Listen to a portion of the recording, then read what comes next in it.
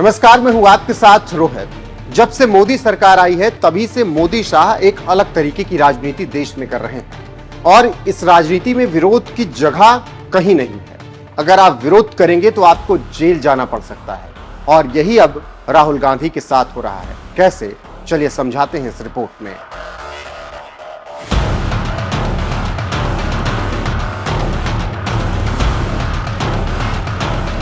भारत के नेता किसी हादसे पर राजनीति ना करें, ये कैसे हो सकता है? देश का कितना भी सेंसिटिव मुद्दा हो, नेता राजनीति करने के लिए अपनी जगह खोज ही लेते हैं। उसी कड़ी में संसद में वायनाड हादसे को लेकर राजनीति शुरू हो गई। भूस्खलन पर ध्यान आकर्षित करने के प्रस्ताव के तहत एक बहस हुई, जिसमें गृह मंत्री अमित शाह ने भारत में पूर्व चेतावनी प्रणालियों पर कई दावे किए और कहा कि कैसे त्रासदी से पहले केरल सरकार को सचेत किया गया, लेकिन उनका उपयोग नहीं किया गया। The Honorable Minister of State in the Ministry of Home Affairs, Honorable Minister, Honorable Home Minister. सभापति महोदय, स्टेटमेंट जो है भारत सरकार का वो नित्यानंद जी ही बताएंगे, मगर मैं कुछ चीज़ों की स्पष्टता करने के लिए आपकी अनुमति से इस सदन के सामने खड़ा हुआ। सबसे पहले इस घटना में जितने भी लोग हताहत हुए हैं, जो घायल हुए हैं, वो सभी के परिवारजनों के साथ मैं मेरी संवेदना व्यक्त करना चाहता हूं और बड़े दुख के साथ आज मैं उनके प्रति अपार संवेदना के साथ इस सदन में खड़ा हुआ हूं। जैसा मैंने पहले कहा कि सरकार की ओर से जवाब श्री नित्यानंद राय ही देने वाले हैं।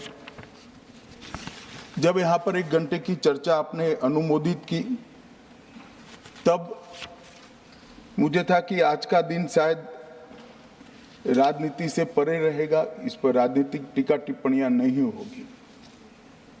खैर, उद्देश्य से या जानकारी के अभाव से कुछ टिप्पणियां भी हुई और कुछ सदन को पूरा देश देखता है, इसलिए देश के सामने कोई गलतफहमी न हो जाए, इसलिए मैं स्पष्टता करने के लिए खड़ा हुआ। दोषारोपण हुआ या जानकारी के अभाव में मुझे मालूम नहीं है, मगर मुझे स्पष्टता करनी है माननीय महोदय, आपके माध्यम से सदन से और सदन के माध्यम से पूरे देश को। Early warning early warning early warning early warning बोलते ही गए। अंग्रेजी में जितने भी गंभीर प्रकार के शब्द है अपने भाषण में डालकर इसको बताया गया। मैं सदन के सामने स्पष्टता करना चाहता हूं, 23 जुलाई को केरल सरकार को अर्ली वार्निंग भारत सरकार की ओर से दी गई थी। 23 जुलाई को 7 दिन फिर 24 को गई, फिर 25 को गई, 26 तारीख को मान्यवर ये कहा गया कि 20 सेंटीमीटर से ज्यादा वर्षा होगी, भारी वर्षा होगी, लैंडस्लाइड होने की संभावना है, मड भी रस होकर आ सकता है और लोग इसके अंदर दबकर मर भी सकते हैं। मैं कुछ कहना नहीं चाहता था मान्यवर, मगर भारत सरकार की अर्ली वार्निंग सिस्टम पर सवाल किए गए, इसलिए मैं कहता हूं प्लीज लिसन अस, मत चिल्लाइए, प्लीज रीड इट। जो वार्निंग भेजा है उसको पढ़िए जरा। तो सुना आपने क्या कुछ कह रहे हैं सदन में अमित शाह। इसी को लेकर द हिंदू ने एक रिपोर्ट की और अमित शाह का झूठ पकड़ लिया और पता लगाया कि कौन झूठ बोल रहा है। खबरों की माने तो भारतीय मौसम विज्ञान विभाग ने 18 जुलाई को एक प्रेस विज्ञप्ति जारी की, जिसमें 19 जुलाई की सुबह 11:30 तक केरल के उत्तरी भागों में अचानक बाढ़ आने की बात कही गई। उसी दिन 18 से 31 जुलाई के लिए जारी विस्तारित अवधि पूर्वानुमान में इस अवधि के लिए केरल का कोई उल्लेख नहीं किया गया। इसके साथ ही साथ 23 जुलाई को IMD ने फिर प्रेस रिलीज जारी की, लेकिन वायनाड का नाम नहीं था। मतलब ये कि संसद में अमित शाह का दावा गलत है और मौसम विभाग की भविष्यवाणी और शाह के दावों में अंतर है, क्योंकि वायनाड जिले के लिए 26 जुलाई को जो अलर्ट जारी हुआ उसमें मौसम पूर्वानुमान में 30 जुलाई को जिले में 15 मिलीमीटर बारिश की भविष्यवाणी की गई। लेकिन जिस दिन अत्यधिक बारिश के बाद भूस्खलन हुआ, इसकी सूचना सरकार ने केरल को नहीं दी, जिसका नतीजा आपके सामने है। आज भी वायनाड से लाशें निकल रही हैं और राहत और बचाव कार्य जारी है। इसी को लेकर राहुल गांधी अब भावुक हो उठे।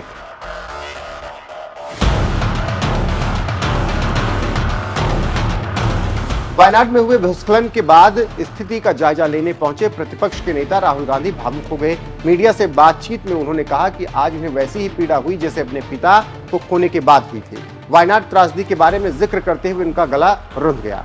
इस मौके पर उनके साथ उनकी बहन प्रियंका गांधी और कांग्रेस महासचिव केसी वेणुगोपाल मौजूद थे। चलिए हम यहाँ पर राहुल गांधी क्या कुछ कह रहे हैं वो सुनवाते हैं। I have been here since yesterday. As I said yesterday, this is a terrible tragedy. We yesterday went to the site. We went to the camps. We assessed the situation there. And today we had a meeting with the administration and the panchayat. They briefed us on exactly the number of casualties they expect, the number of houses that have been damaged, and their strategy. We have said that we are here to help in any way possible. Congress family would like to commit to build 100+ houses here. Of course, it is a terrible tragedy. I think Kerala has not seen this type of a tragedy in one area. And I think I'm going to raise it in Delhi and also with the Chief Minister here, that this should be treated differently. This is a different level of tragedy and it should be treated differently. Are we going to take up any proactive measures to put an end to these kind of tragedies?